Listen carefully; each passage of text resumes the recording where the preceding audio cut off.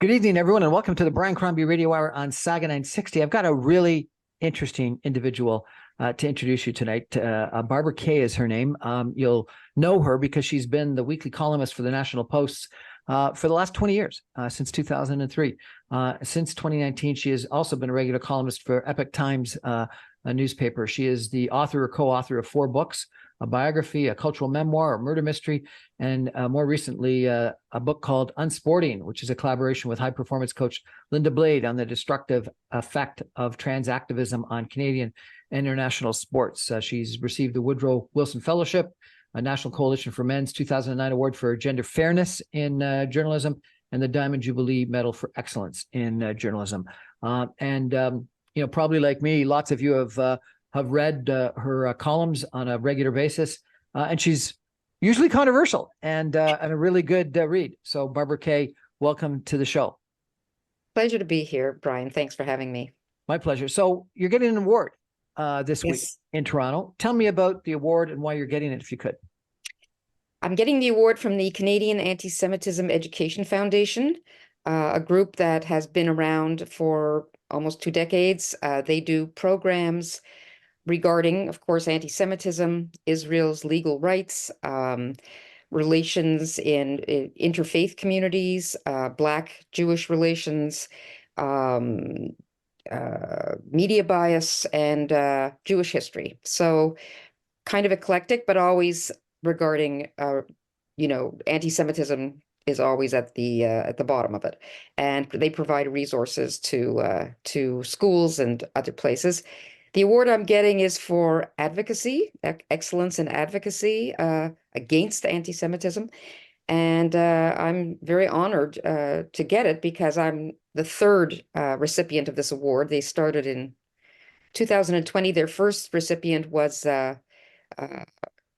Jacques Gauthier, who is a leading world expert on the legal rights, Israel's legal rights, and particularly on the San Remo Conference of 1920. It was the 100th anniversary, and the San Remo Conference was very important because it provided the legal foundation for 23 countries, 22 of whom were Arab League countries.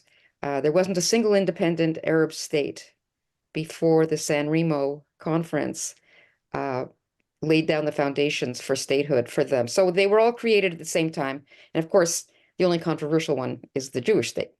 So I'm pleased to be following in his footsteps, and also in the footsteps of Brooke Goldstein, a human rights lawyer who founded the Lawfare Project, which provides pro bono legal action for to uphold Jewish civil rights, and et cetera, et cetera. So very pleased to follow in their footsteps.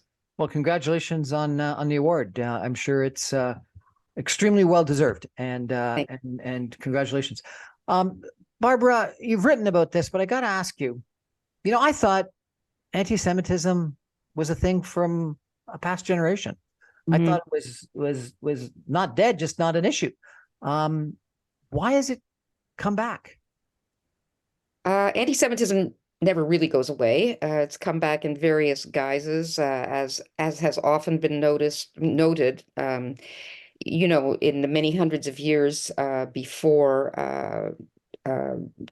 it was Christianity that was the fount of anti-Semitism in the West, and it was based on religion. They were anti-Semitic because they felt Jews were an obstacle to the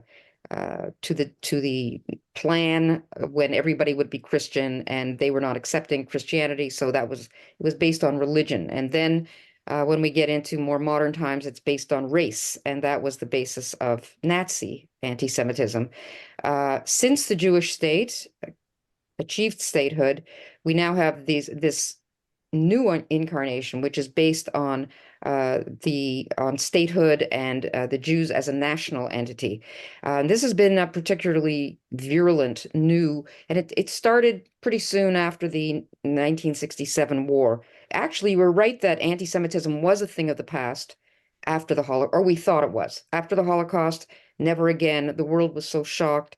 Really, it was such a stunning revelation after the war, what had happened. So it became very uncool to be anti-Semitic, even socially, although there was a lot of social anti-Semitism when I was growing up, but it was quiet. It was quiet. By the time I went to university, it was I thought anti-Semitism really was a thing of the past. And uh, but after the 1967 war that Israel won against all odds, uh, the intellectuals in the universities um, who are very far left, even then, they came up with this anti-Zionist ideology that Zionism is itself a bad thing, a racist thing, and it was quite a pernicious interpretation of Zionism, and that is just grown and grown, and it got existentially worse when these intellectuals joined up with rising Islamism in the West. Islamism is, of course, intensely anti-Semitic. So when they made common cause, it was quite a lethal and toxic um, manifestation of anti-Semitism, and it was purveyed through the school systems because these intellectuals have been promoting anti-Zionism for the last, I don't know, 50 years. But it stayed inside the universities for a very long time. And it was only after the Durban Conference of 2001 when the Durban Conference was supposed to be against racism. In fact, it was a hate fest against Jews. And after that, it burst forth in Israel. Apartheid Week, the boycott, divestment, and sanction, BDS movement. Um, and you could just see that there was just hatred roiling. It was any rational observer could see that it was not about Israel. It was about Jews. Uh, but it was okay to say, "Oh, I'm a critic of Israel. I'm not anti-Semitic. I'm a critic of Israel." But BDS was never about criticism of Israel. It was always about eradication of Israel through economic means or whatever, but always, always urging on, or at least encouraging Islamism to do the heavy lifting for them. And it's framed as social justice on behalf of the oppressed Palestinians. Israel is considered an oppressor nation. It's all mixed up with identity politics and the fact that Jews are considered kind of hyper white and, in the oppressor class. They're not considered uh, oppressed or disadvantaged like other races are. I guess, sorry to ramble on about it, but I hope I've given you a kind of nutshell Well, let me break overview. let me break some of your conversation down into pieces and peel back the onion, as they say, if I could. As you said that at some universities they had I think you called it a pernicious view of Zionism versus the real view of Zionism. Mhm. Can you give me sort of the two descriptions? What is real Zionism versus what's this pernicious version of Zionism? Zionism is a movement for the self-determination of the Jewish nation, and it's the same definition that every other group has used. The ethnic group that has a common language, history, sacred places, the same as all the other groups that achieved statehood on the basis of self-determination. And this was something that the UN, in fact, was created to serve, was the rise of nations to take the place of empires. These were former colonial states that achieved statehood.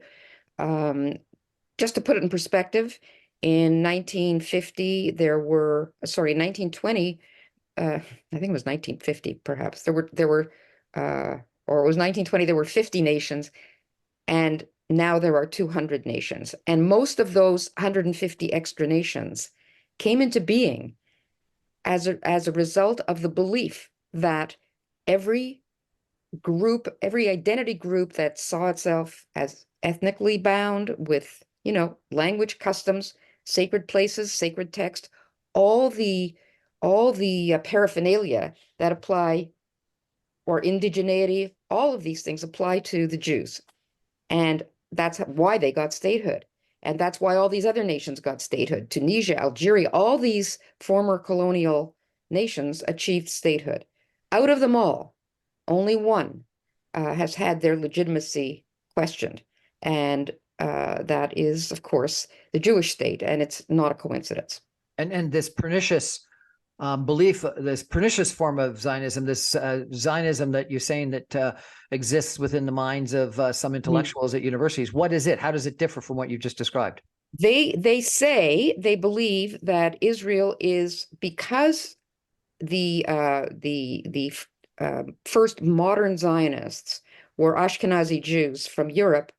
They say that this, because Jews were white and coming, even though they were coming back to their homeland, they don't see it as their homeland. They see it as a Palestinian, belonging to Palestinians. Even though there has been a Jewish presence in the land of Israel, what we call the land of Israel, that never left. They were never exiled. So, in fact, this is the third time that Jews have been sovereign in their own land. So they say, no, no, this is a colonialist enterprise.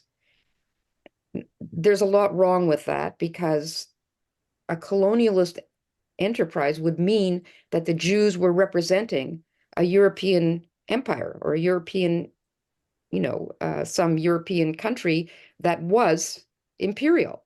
In fact, the Jews were oppressed people within Europe and Russia and the other places they came from. They were fleeing those countries. They were coming back to their homeland. Nobody disputes, no rational person disputes that this was and is the homeland of the Jewish people. And archaeology, I mean, we don't need to prove that here.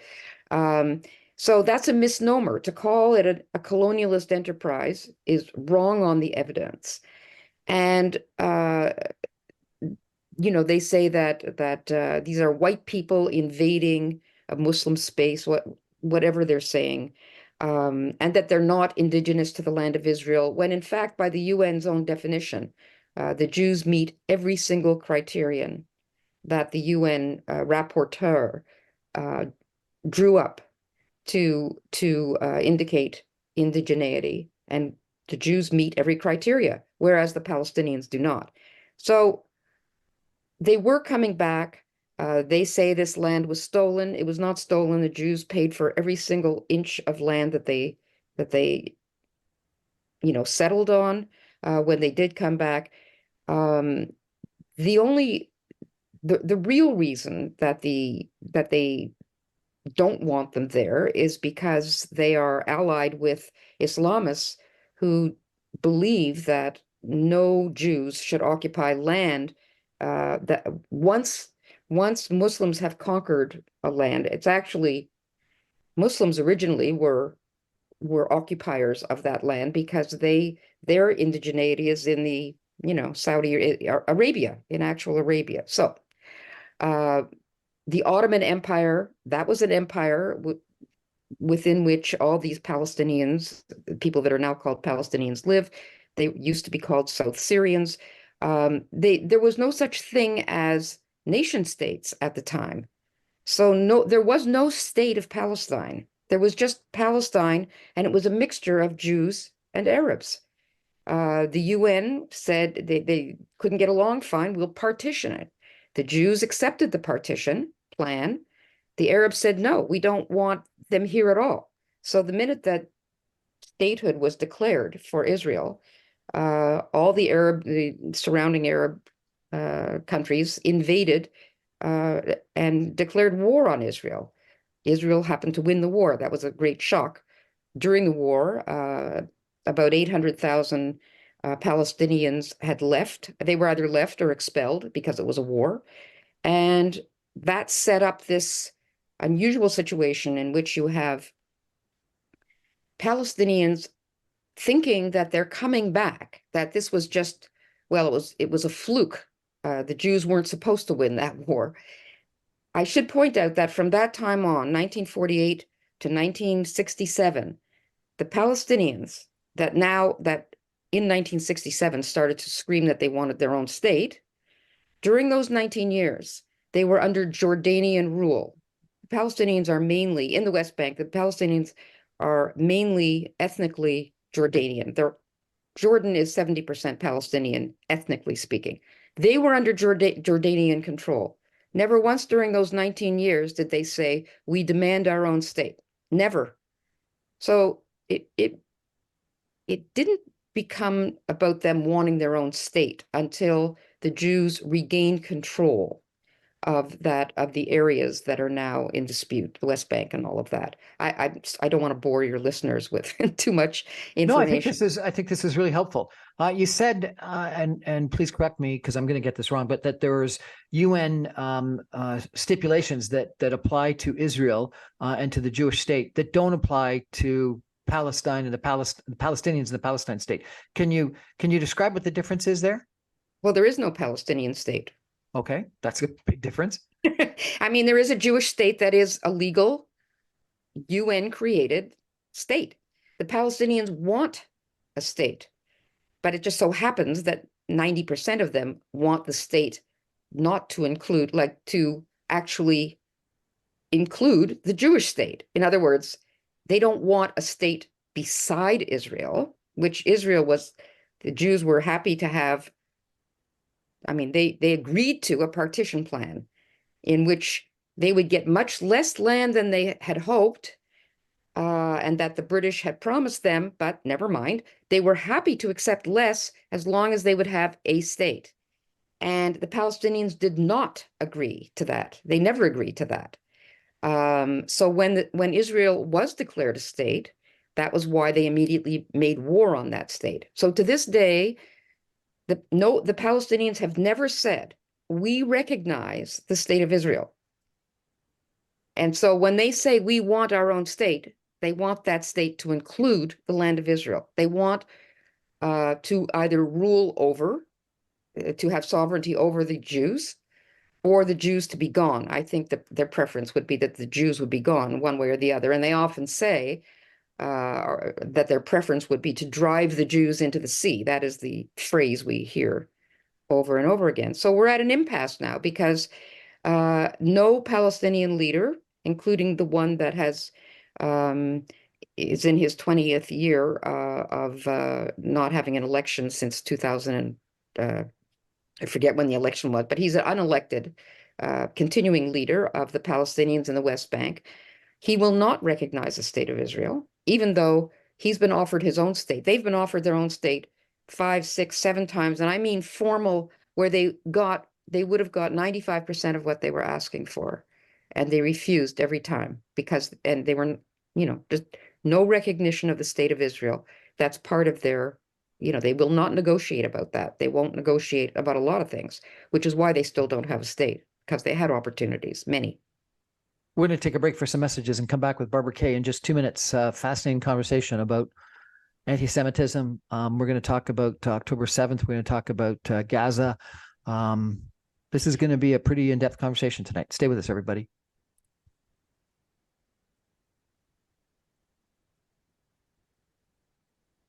Welcome back, everyone, to the Brian Crombie Radio Hour on Saga 960. It's a huge honor for me tonight to be chatting with Barbara Kay. She is a weekly columnist with the National Post. She's been there since 2003 for almost 21 years, but 20 years.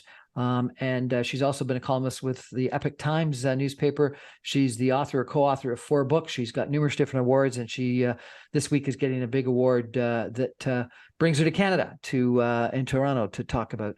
Barbara, we've been talking about anti-Semitism so far, and I got to ask you, it increased fairly dramatically in the last couple of months post October 7th, and yet October 7th was this horrific assault, inhumane assault on Jewish people by Hamas. Why would that create anti-Semitism? I would have thought it would have been something different. It would have been discussed with what was happening, what happened on October the 7th. Why did it create anti-Semitism?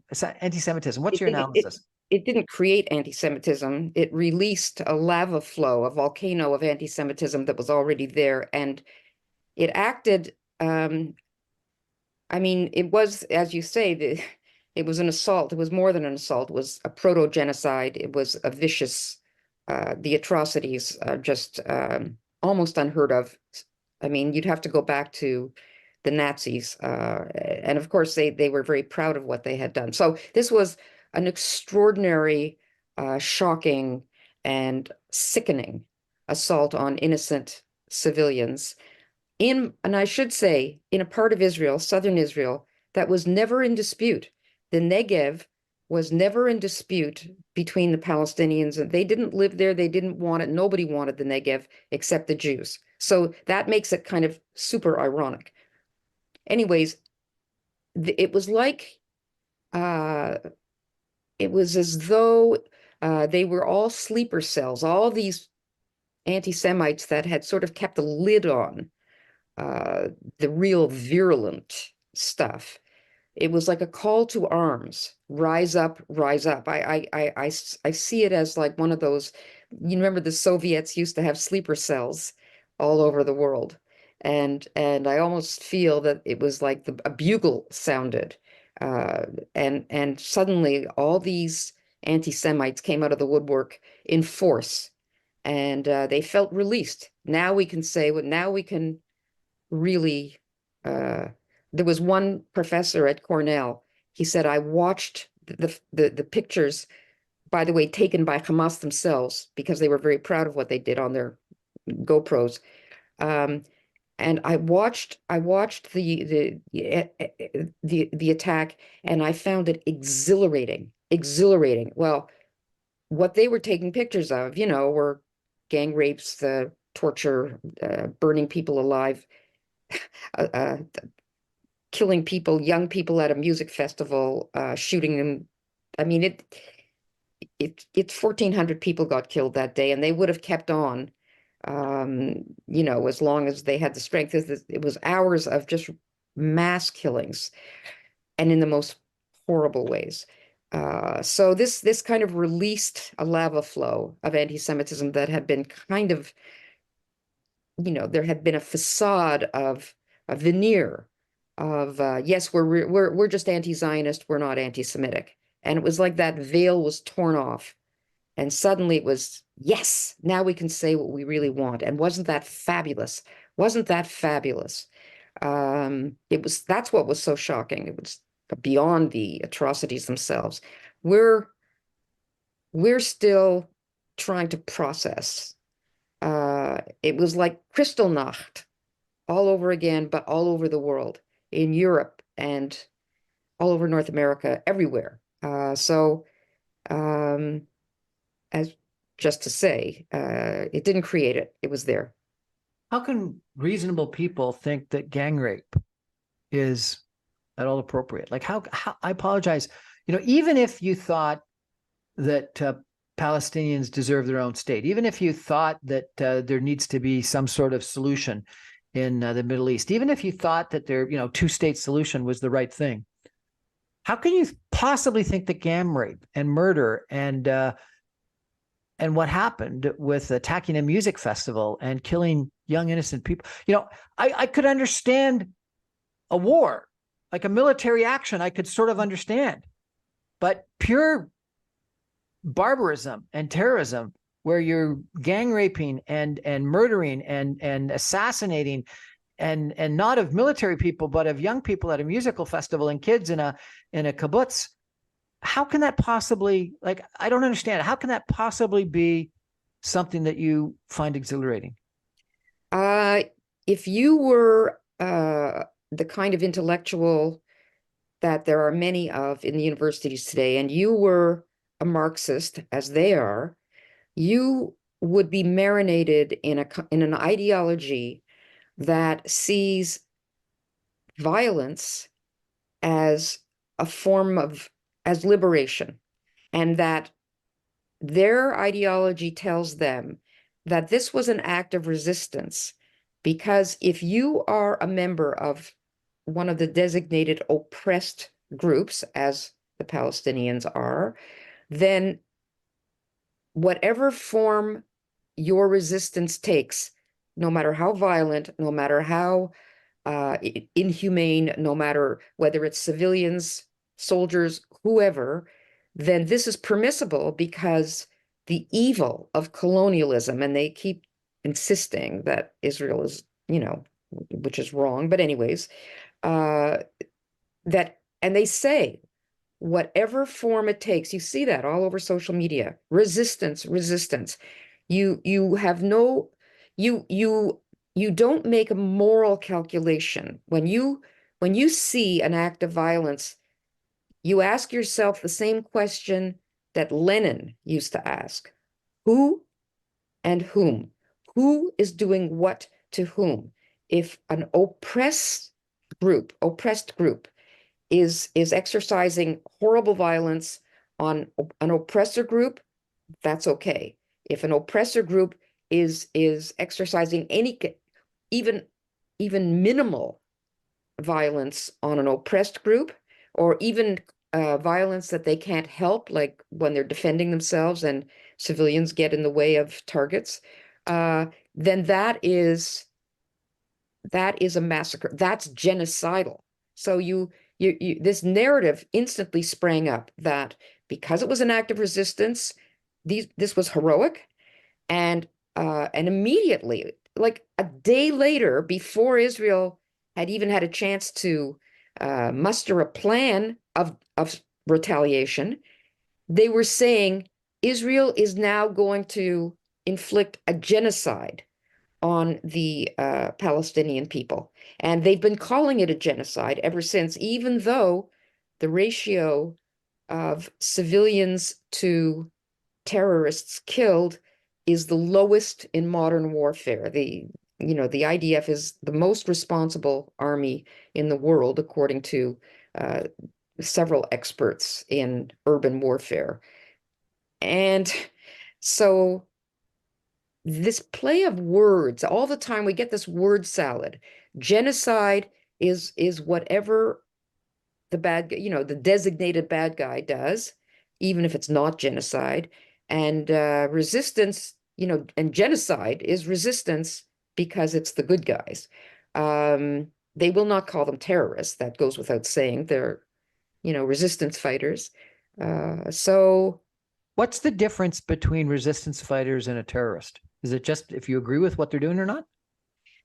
Well, my definition of a resistance fighter is people that rise up against their oppressors, but they rise up against the people that are actually doing the oppression. They target the actual armies or the militias or even the government. I can see that there, protests that devolves into violence sometimes if it's against uh, the actual forces that are inflicting the punishment, the oppression.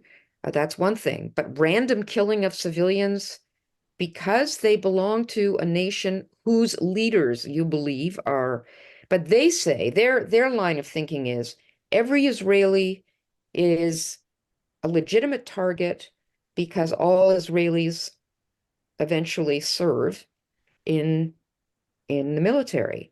And so they justify their killing of civilians by saying they are eventually going to be part. And they look at the Israeli Defense Forces, which is a legitimate army. They see them as a terrorist group because they are carrying out the orders of this colonial government, which makes them automatically evil. It's a very binary. They have a very simplistic view of the world, and you can't win with these people because they just keep changing the words around.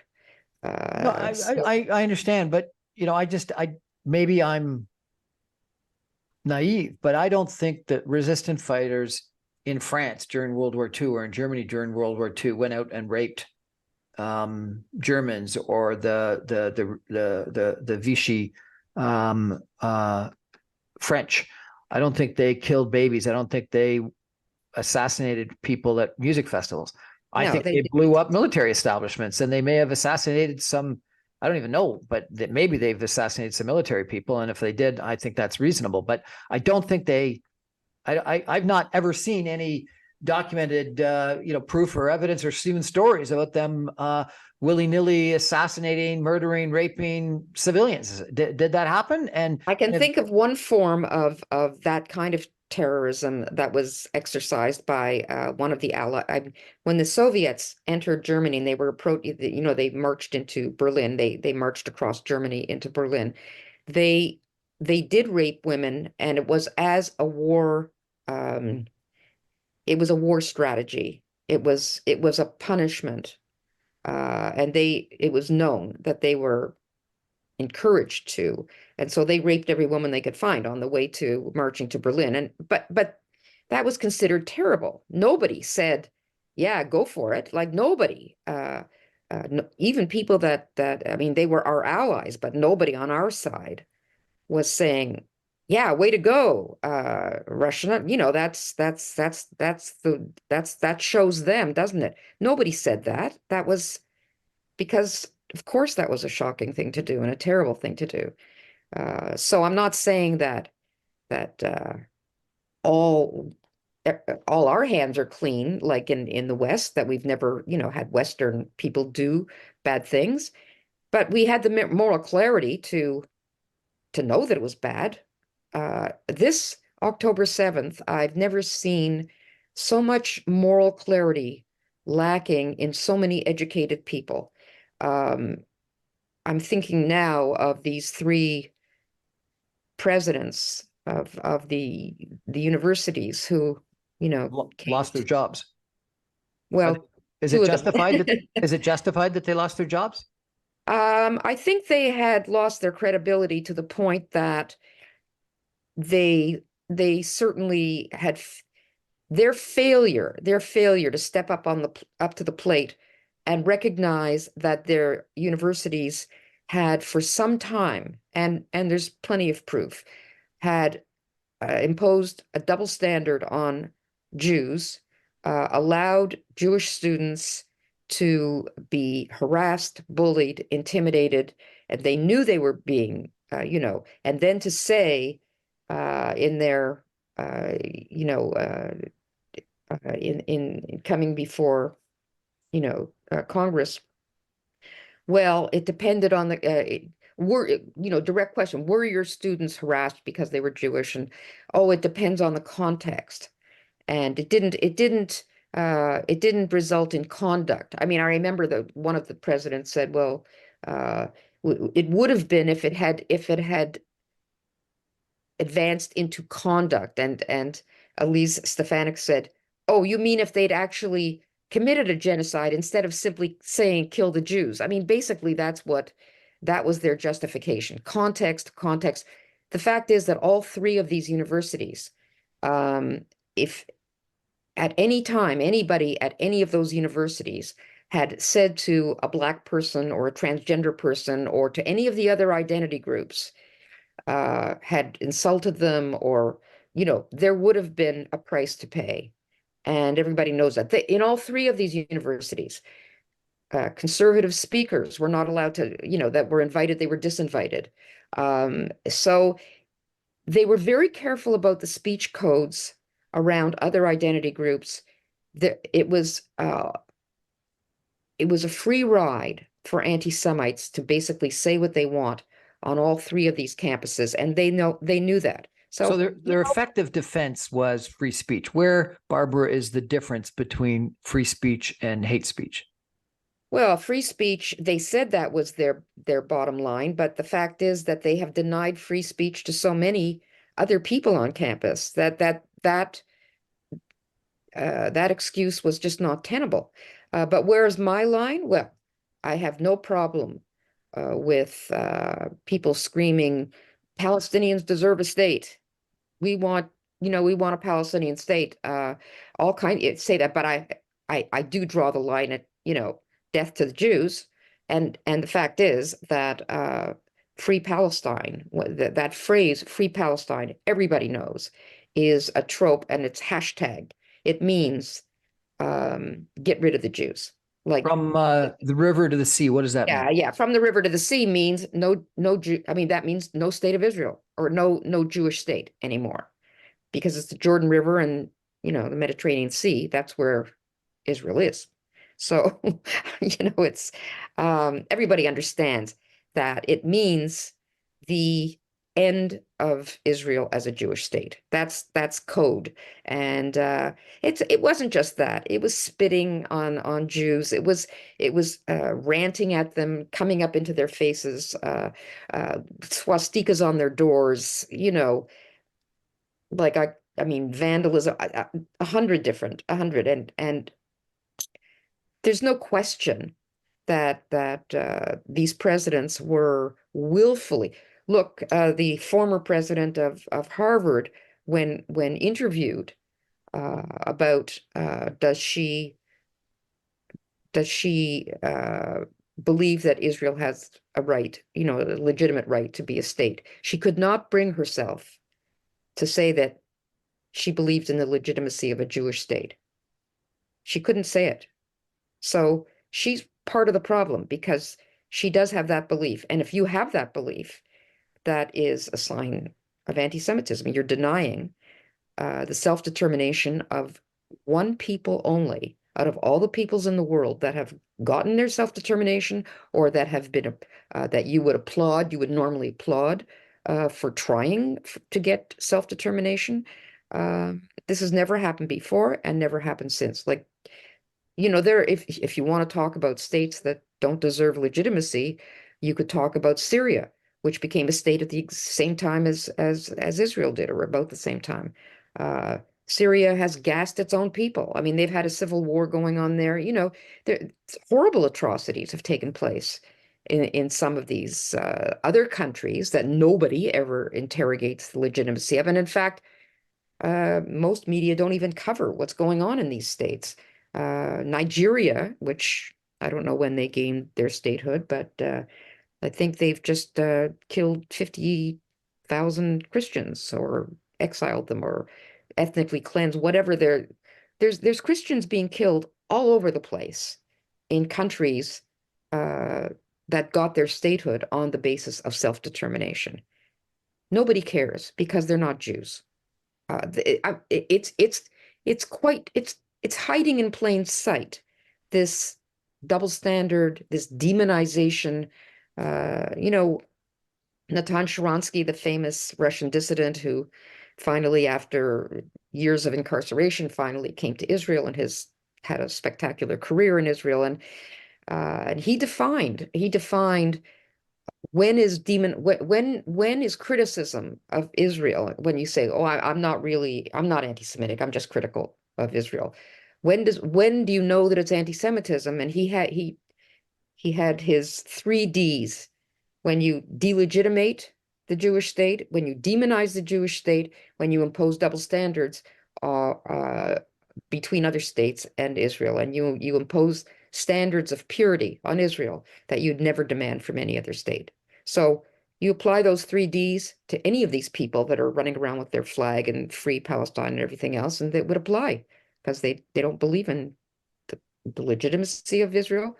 They demonize Israel, and they have double standards.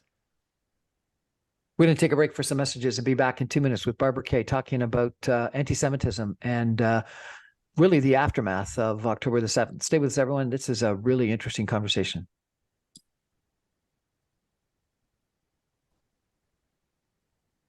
Welcome back, everyone, to the Brian Crombie Radio Hour on Saga 960. It's really an honor for me tonight to be chatting with Barbara Kay, a columnist for the National Post and a very prolific writer.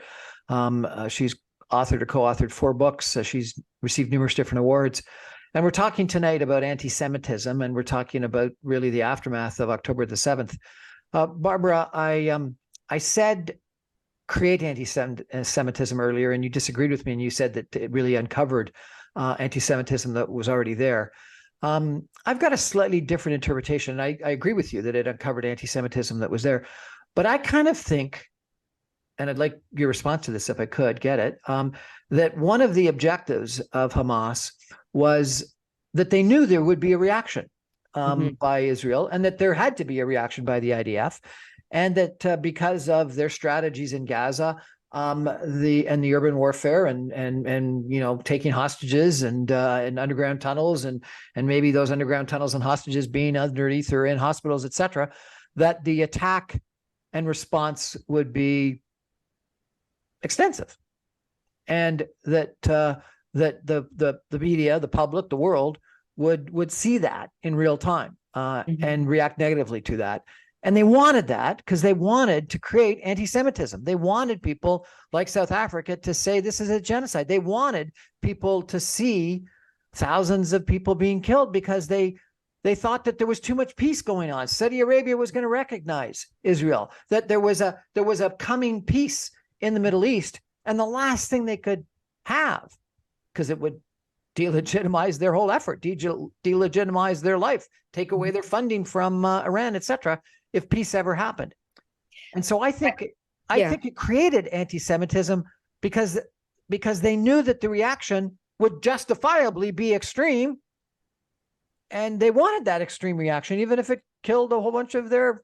Well, I agree with you that they did expect a reaction. They wanted the reaction, and in fact, several of their spokespeople have quite candidly said yes, and we knew that a lot of civilians would be killed, so they were inviting the killing of civilians since they use them as human shields and they don't allow them to use all their 400 miles of tunnels as shelters, as bomb shelters for their, so they did want to see those people killed. And I do think your calculation, but if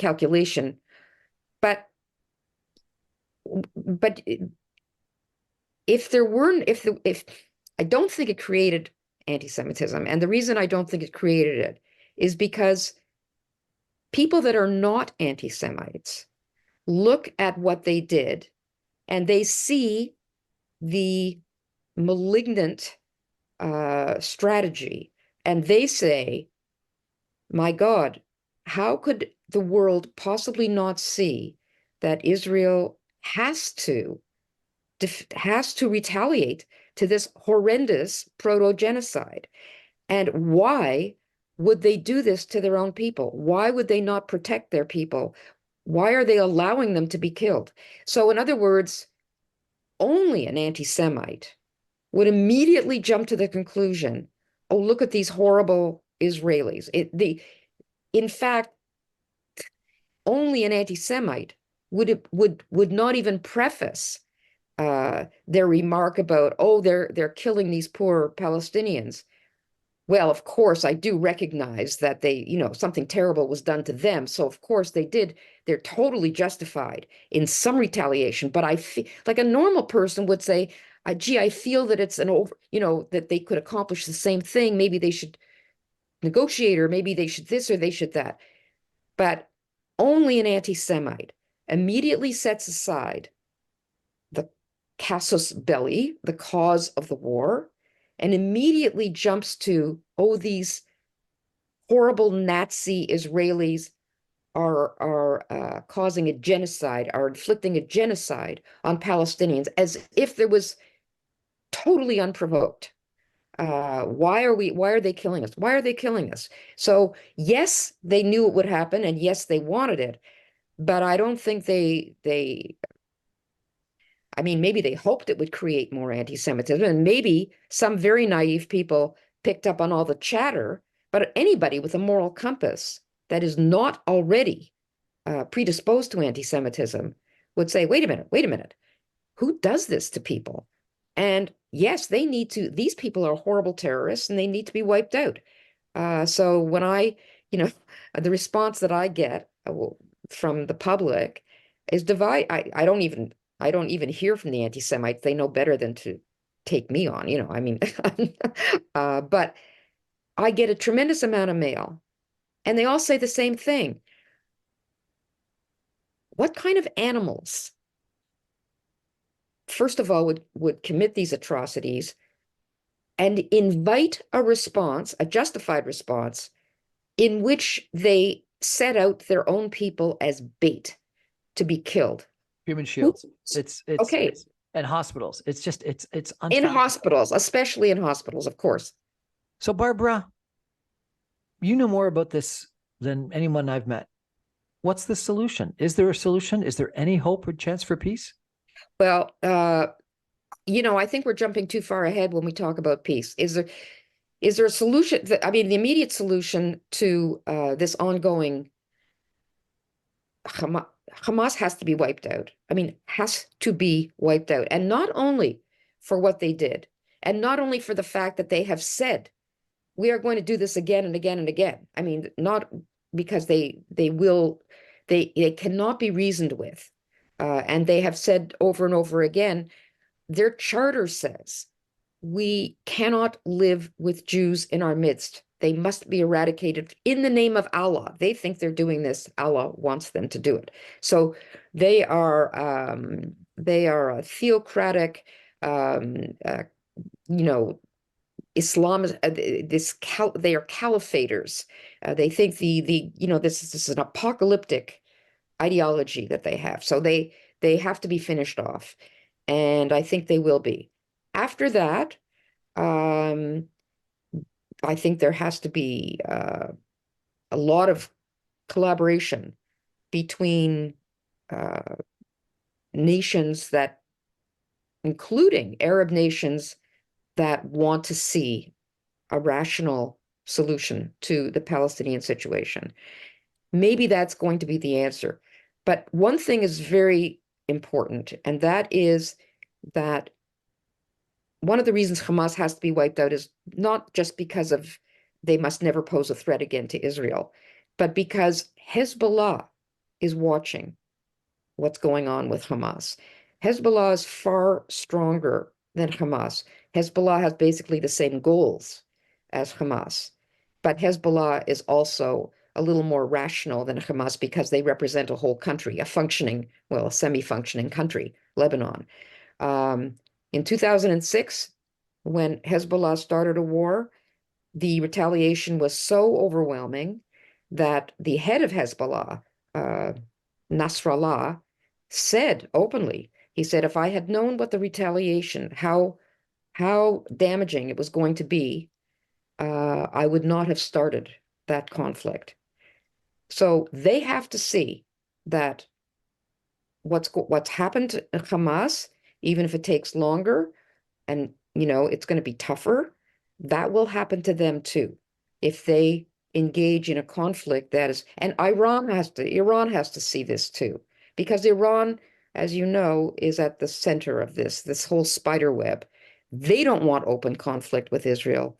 They want their proxies too. So all the, Hezbollah, Hamas, the Houthis, they would rather Syria, they want everyone else to be in conflict with Israel. They're supplying the money, part of the money and the arms. Israel has to set an example with Hamas that makes it clear to these other proxies, this is never going to happen to us again. And we, if we have to bring all the walls tumbling down like Samson in the temple, they don't say that. They're not saying that. I'm saying that. That's how it's going to be, because there's been a lot of conflicts with Hamas. And each time there's been a ceasefire because everybody demanded it.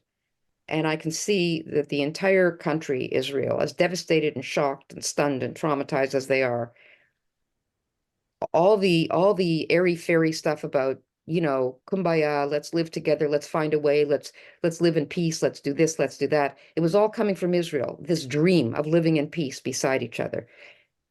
They've seen the polls.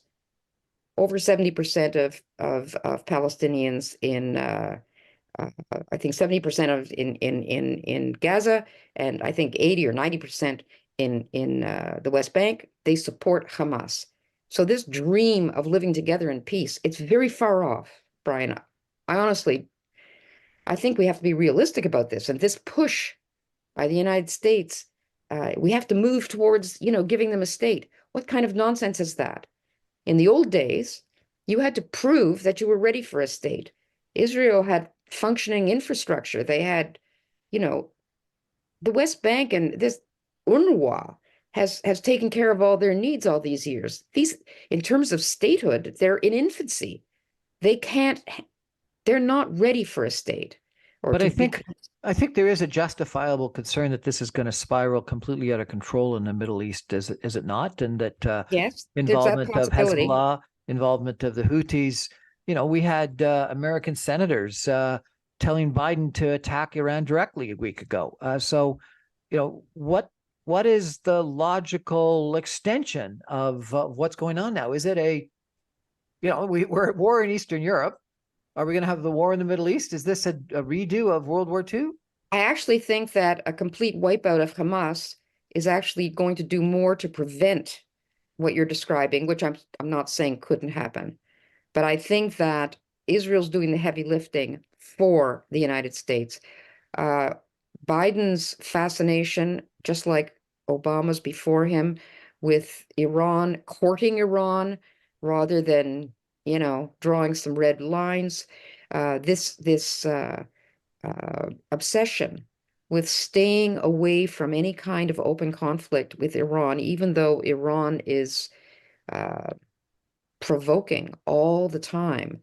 I don't quite understand that But because there's a huge isolationist attitude in the United States, maybe different with Israel than elsewhere in the world, but a huge isolationist attitude and a big history of, big mistakes in Iraq and Afghanistan and elsewhere. And so is there an appetite in the United States to get directly involved in no, war? there may you're right, I think. There may be no appetite whatsoever, but that doesn't take away from the fact, that doesn't deny the fact that Iran has many times stated their ambition. First Israel, then the West. I mean, Israel for them, just as Hezbollah is a proxy for Iran, they see Israel as a proxy for the United States. So by encouraging all their proxies to attack Israel, they're really saying, for us, Israel is the West. So do you think the United States should attack Iran directly? I wouldn't, when you say attack Iran, what I believe is necessary is that when for example, the was it Tower 22, the when Americans suffer as a result of Iran's interventions, and they know it is, I think they have to respond in a way that shows Iran we don't want to be in a conflict, but we also, I mean, they don't have to attack Iran directly, but they can attack uh, one of their naval carriers or whatever, something like to show that We you're mean gonna, business. you don't fool with us. Like we've been patient, but we do have our limits. I'm not a military strategist. I don't know, but I can see that there's danger in giving Iran the impression that you are so isolationist that you'll go to almost any lengths to avoid conflict. I think that kind of excites and provokes. These regimes, they understand strength. They understand shows of strength. They see weakness um, in patience and in allowing themselves to be provoked without responding. They're they have a quite primitive understanding of how it works. Um, so We got to take a break. Come back in 2 minutes with some concluding comments. Stay with us, everybody. Interesting conversation.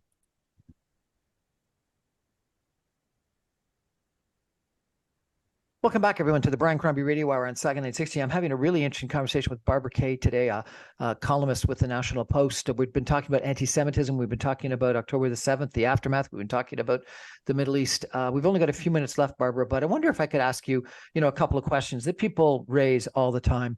One is settlers that are occupying, they would say, lands in areas that they shouldn't be, and that sort of shows that Israelis are doing some bad as well.